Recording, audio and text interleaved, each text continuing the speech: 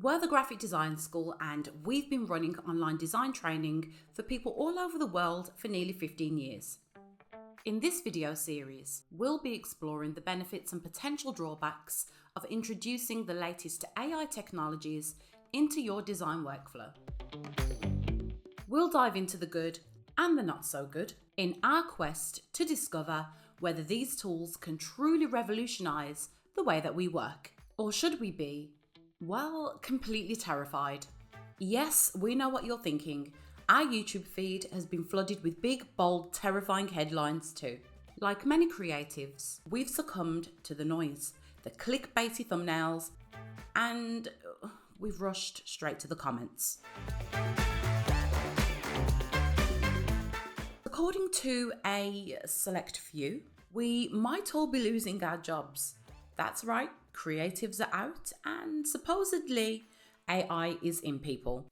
Irrational fears aside, we've decided to jump on the bandwagon and test out 3 of the most talked about AI tools out there. But first, I need to interrupt this video with a very important message.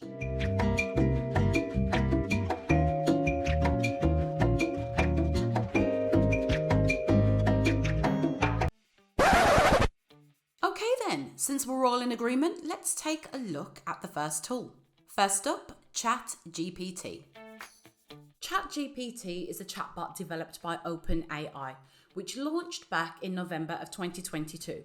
Due to the recent hype, I've decided to explore some of the ways in which designers can utilize the tool to help speed up some of our slower processes and potentially increase creativity. Who knows?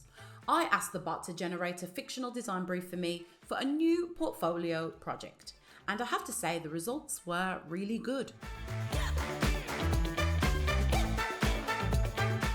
I also found it came in handy for placeholder text, for example for company guidelines, social media graphics, and copy for packaging designs. So far so good. Next up, MidJourney. Now, admittedly, this beast is taking a while to learn, but over the coming weeks, we might create a few more videos based around the tool. Feel free to let us know if you have any requests. I downloaded the Discord desktop application and accepted the MidJourney invite, which, after accepting the terms and conditions, grants you access to the MidJourney server. To get started, you need to click on one of the newbie rooms, because that's definitely what I am, and you'll be greeted with an overwhelming sea of illustrations, artwork, even logos, can you believe? To generate an image, you need to start your request with the prompt, new buzzword alert, /imagine. And this is where it gets interesting. Upon a ton of research and experimentation, I discovered that the more detailed you are, more than often, the better the results are. So I took the creative brief from the ChatGPT test earlier and figured that will generate some images for a mood board. Once you hit enter, the prompt will disappear into a sea of weird and wonderful prompts. You'll find it highlighted in the feed, and it might get away from you. If it does, head up to the little email inbox icon thingy and you'll find all of your prompts here. After a few seconds or so, you'll get your image. And wow, they're pretty good. Great even. And a number of iterations later, I had various image references for my mood board. No, they're not perfect, but that doesn't matter because they're references, right? References. Just like all those wonderful pins we gather at the start of a design project.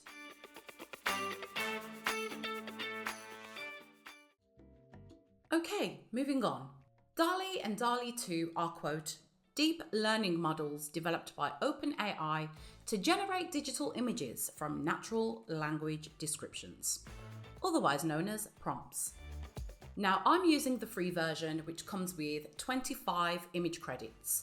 And just a heads up, these run out really quickly, so use them sparingly unless you want to purchase more.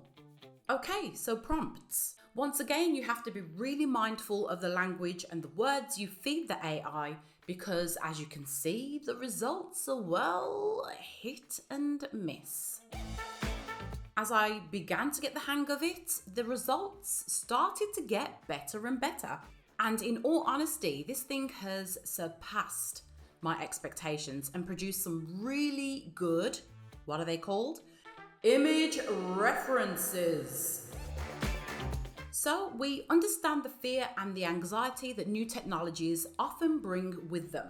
But if you're a designer, then these tools can be quite useful in the early stages of the design process. However, you absolutely do not have to adopt them into your workflow if you don't want to, no matter what the scary headlines are yelling at you.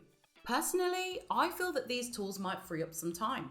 They might allow us to really hone in and enjoy the strategic parts of the design process. Perhaps with more time, we can focus our efforts on creating more meaningful and intentional design work. Once again, if you'd like to see us explore more AI tools and these tools a little bit more in depth, let us know. This is all trial and error, and it will be really interesting to see how these tools evolve over time. And by the looks of things, it's not going to take too long. Stay tuned for more Dex videos where we'll be diving into each of these tools in much more detail. In the meantime, you can head over to our website to learn more about our qualification course and our other online graphic design courses.